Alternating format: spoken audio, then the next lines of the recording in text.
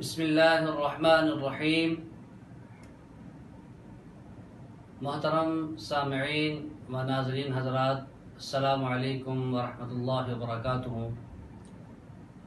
اس وقت مارکیٹ میں مختلف اہل علم حضرات کے خطبات موجود ہیں، جن کو پڑھ کر ایک کم علم بھی اپنے عقیدے اور عمل کو صحیح کر رہا ہے۔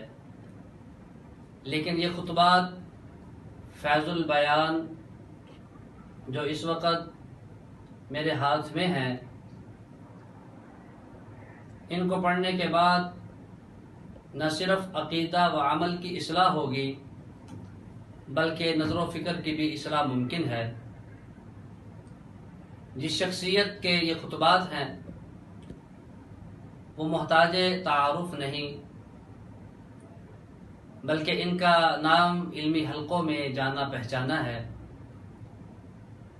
وہ ایک عظیم باپ کے عظیم فرزند ہیں، جن کو دنیا مفسر قرآن، غزالی دورہ و محقق العصر، ترجمان اہل سنت، علماء دیوبند، میری مراد حضرت مولانا صوفی عبدالحمید سواتی نور اللہ مرقدہ ہیں، جنہوں نے تقریباً پون صدی علوم نبوی سے جہان کو معطر کیا۔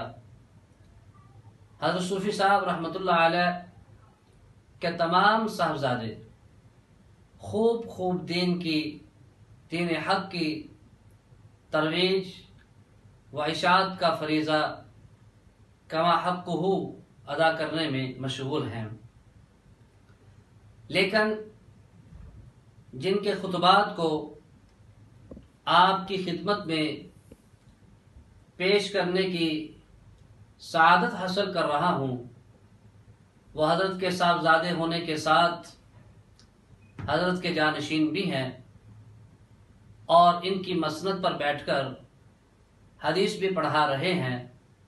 میری مراد میرے استاد مکرم، میرے مربی و محسن حضرت مولانا قاری محمد فیاض خان سواتی دامت برکاتہم العالیہ، جنہیں فیاض حقیقی نے بصارت اور بصیرت، علم اور عمل، قلم اور زبان، محبت اور محبوبیت جیسی گونا گو صفات سے نوازا ہے۔ ان کا مطالعہ صرف 10 کتابوں تک محدود نہیں، بلکہ تاریخ، ادب، جدید و قدیم فلسفہ، معاشرت اور معیشت اور دوسرے مذاہب کے لٹریچر پر بھی ان کی گہری نظر ہے۔ اور حضرت استاد محترم کا تجزیہ اور تبصرہ سنی سنائی روایات اور حکایات پر مشتمل نہیں ہوتا، بلکہ اس میں ایک محقق کی نظر اور دانشور کی احتیاط اور گہرائی کار فرما ہوتی ہے۔ مختصر یہ کہ یہ خطبات فیض البیان خطبات کی دنیا میں ایک بالکل منفرد انداز ہے، جس کی مثال عام خطبات میں نہیں ملتی۔ خطبات کی اس مجموعہ سے خطباء، علماء اور طلباء کو فکر کی نئی راہیں اور خطابت کا نیا مواد حاصل ہوگا انشاءاللہ تعالی۔ امید ہے کہ عوام اور خواص کے حلقے میں اس مجموعہ کو محبت اور عقیدت سے لیا جائے گا اور ذوق اور شوق کی نگاہوں سے پڑھا جائے گا انشاءاللہ تعالی۔